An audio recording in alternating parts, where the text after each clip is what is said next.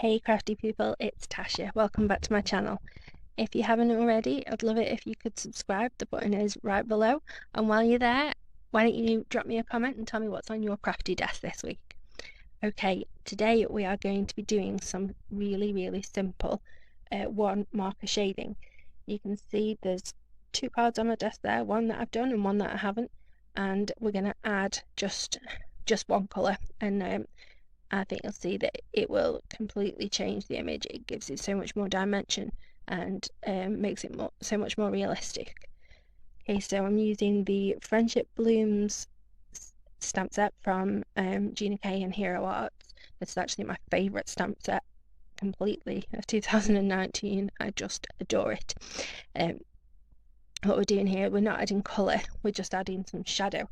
So it's the flowers are still going to appear white on the white, and obviously there's the rainbow bit, and we will do it over the whole thing so you can see the difference that it would make on white card and on coloured card as well.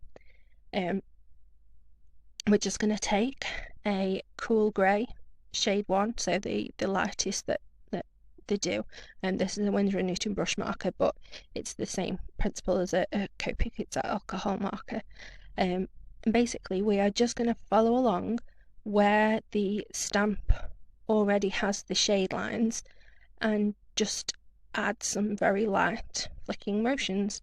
Don't be discouraged if this is difficult for you to start with.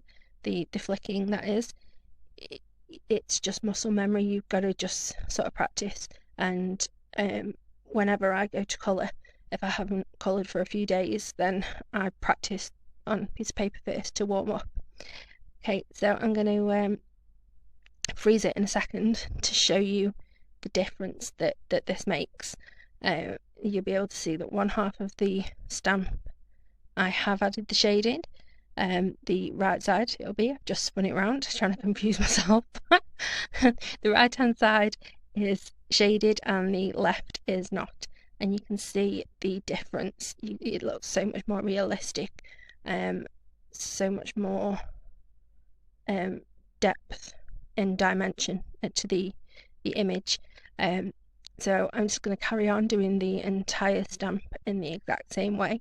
That flicking motion right at the base of the petals, the natural place where any shadow would fall. I do apologise if my hand gets in the way a little bit, but I'm going to stick some music on so you can see the image coming together as I'm going. So I'll be back once I've finished shading.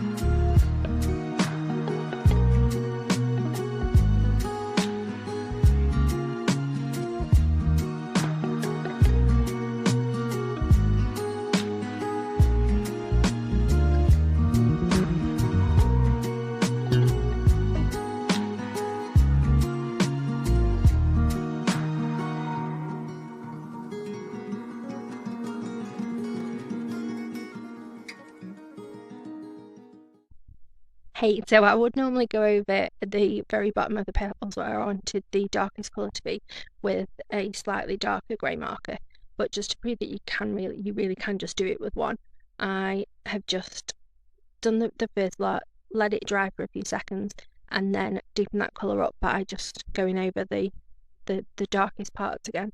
You can do that, the colour will layer up and darken if you add more ink over the top. So that's what I'm just doing now, just to get that very darkest right at the base of the petals. So right now you're going to see a before shot. There we go, like magic. That's the before, and there we go. So that really is just one marker, and it is so simple. I really hope that you give it a go. Let me know if you do. I'd love to see. I finishing up this card just really simply with a few Nuvo drops. These are the vintage ones, so they're like a matte rather than a shiny. Just added a few of those, and that is done. There you go.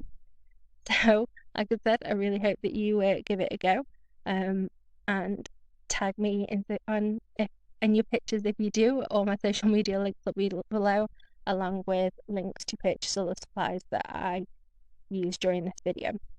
So, thanks for watching, everybody. Stay crafty. Bye.